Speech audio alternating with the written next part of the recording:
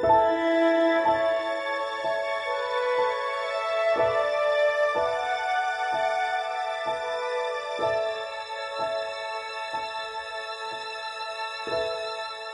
nome do Pai, e do Filho e do Espírito Santo. Amém. Louvado seja nosso Senhor Jesus Cristo. Meus amados irmãos e irmãs, nós estamos nos aproximando de mais uma eleição. E nesses tempos de eleições, há uma pergunta que se coloca, todos os cristãos se colocam: como escolher bem o candidato aos cargos eletivos? Sejam aqueles que vão administrar cidades, sejam aqueles que vão ocupar as câmaras dos vereadores. Como escolher bem? Quais são os critérios? E tantos nos perguntam e tantos nos pedem orientações. Como? Em quem votar? Como votar? Portanto, vamos tentar dar princípios que irão facilitar a sua escolha. A igreja, ela não tem partido. A igreja, ela não faz política partidária. Mas a igreja possui princípios. A nossa fé cristã tem princípios que nos orientam na escolha daqueles que irão nos representar. Comecemos então pelos partidos. É importante dizer que nós não podemos escolher para nos representar, nós não podemos colocar no poder nenhum partido que professe, que defenda ideias contrárias à nossa fé. Um partido que tenha no seu programa de governo, nas suas proposições, ideias ou práticas que vão de encontro, que contrariam o ensinamento de nosso Senhor Jesus Cristo, estes não podem ser escolhidos por cristãos. Por exemplo, partidos de índole marxista, socialista, comunista, não podem ser votados. Os candidatos destes partidos não podem ser votados por cristãos. A igreja, desde o início, quando surgiram estas ideologias, a igreja condenou-as fortemente, porque via e vê nelas este grande perigo para a fé e para a sociedade também. Haja visto que a própria história nos dá o exemplo da aplicação prática destas ideologias, o rastro de destruição e de sangue que deixaram nos países, nas nações onde foram implementadas. Portanto, partidos de índole marxista, socialista, comunista, os candidatos aqueles que se candidatam nestes partidos não podem ser escolhidos por cristãos. Por exemplo, PT, PCdoB, PSOL, PSTU, PCO e outros semelhantes não podem ser votados por cristãos, independentemente da pessoa que esteja ali. E muitos dizem, mas aquela pessoa que está ali é cristã, é católica, só porque candidatou pelo PT, ele não pode ser votado? Exatamente, porque candidatou pelo PT, ou pelo PCdoB, ou por qualquer outro partido comunista, ele não pode ser votado. Porque se ele é um cristão, ele não pode trair a sua fé. Se ele é um cristão, ele não pode se associar a uma entidade, a um partido, que é condenado, cuja ideologia é condenada pela igreja. Ele não pode se associar a um partido que é contrário, que tem princípios contrários à nossa fé. Bom, não apenas isto, um partido que advogue o aborto, um partido que no seu programa de governo proponha a legalização do aborto, não pode ser, os candidatos deste partido não podem ser escolhidos por cristãos. Aqueles partidos que defendam o aborto, que defendam a ideologia de gênero, a ideologia gaysista, que defendam a liberalização das drogas e coisas do gênero, não podem ser votados por cristãos. Portanto, qualquer partido que defenda esse tipo de ideia está excluído do rol das possibilidades de escolha de um cristão.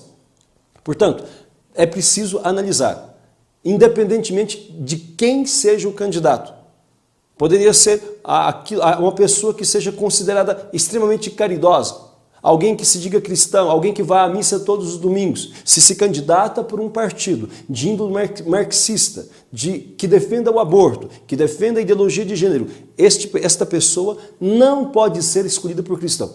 Ainda que fosse uma pessoa como Madre Teresa de Calcutá, se candidatasse por um partido marxista, comunista e abortista, não poderia ser votado por um cristão. Ainda que fosse a sua mãe, ainda que fosse o seu irmão ou um parente muito querido, se candidata por um partido que contraria a nossa fé ou que defende ideias e posturas contrárias à moral cristã, ele não pode ser votado por você. Se você quiser ter coerência com Cristo, se você quiser ter coerência com a sua fé cristã. Dito isto, vamos então à escolha dos candidatos. Os partidos que defendem tais ideologias ou posturas morais devem ser automaticamente excluídos, independentemente dos candidatos que apresentem. Nos partidos considerados neutros, o que é um partido neutro? Aqueles que no seu programa de governo, aqueles que nas suas proposições não contrariam, não ferem a nossa fé cristã ou os princípios cristãos. Por exemplo, há partidos que são neutros. Você pode pegar, por exemplo, o PSC, você pode pegar o DEM, você pode pegar o Partido Novo, o PMDB e outros também. São neutros.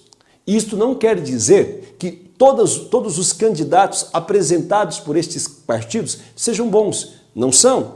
Dentro destes partidos também há pessoas que defendem o aborto, há pessoas que defendem a ideologia de gênero. Então você tem que analisar dentro desses partidos considerados neutros, ou seja, que não tem doutrinas, que não tem ideias contrárias à fé, você precisa então buscar aqueles candidatos que de fato defendam os princípios cristãos, que defendam a vida, que sejam contra o aborto, que defendem a família, que sejam contra a ideologia de gênero, que não admitem a possibilidade da legalização das drogas e assim por diante. É preciso escolher candidato por candidato e assim analisar as ideias daquela pessoa e também o seu passado. E também não basta apenas que a pessoa seja alguém contra o aborto, que seja pela vida, que seja pela família. Você deve olhar o passado daquelas pessoas. Porque nesta época de eleições também aparecem muitos pró-vidas oportunistas. Aparecem também muitas pessoas que se dizem cristãos de ocasião. Então, estes também não devem ser votados se o conjunto da sua vida não o avalizar para o cargo que ele está pleiteando. Ele deve, portanto, também, no seu passado, não ter uma ficha suja.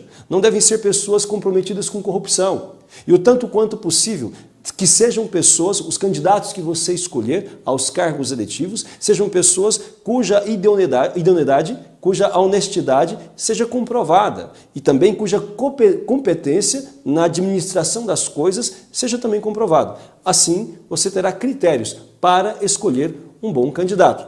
De fato, não sobrará muita coisa, mas dentre aqueles que sobrar, você escolha aquele que julga ser o melhor. Portanto, meus irmãos, é necessário que nós nos atenhamos a estas escolhas. Um cristão não pode ser alheio ao momento político, não. Isto é um pecado. O próprio Papa Francisco dizia a esse respeito que nós devemos nos empenhar, participar da vida da sociedade. Por que nós não podemos ser indiferentes? Porque estas pessoas que vão fazer leis, estas pessoas que vão administrar estas pessoas, elas irão conduzir os rumos da sociedade. Se nós colocarmos pessoas contrárias às convicções que nós temos, eles farão leis ruins que poderão prejudicar a nós e as nossas famílias. Estas pessoas irão gerir mal a coisa pública e direcioná-las a coisas que não nos interessam. Como, por exemplo, quantos dos nossos governantes que têm gasto milhões promovendo a ideologia gay, financiando paradas gays, financiando cartilhas de promoção ideológica que incentivam a prostituição, o homossexualismo e assim por diante, com o nosso dinheiro.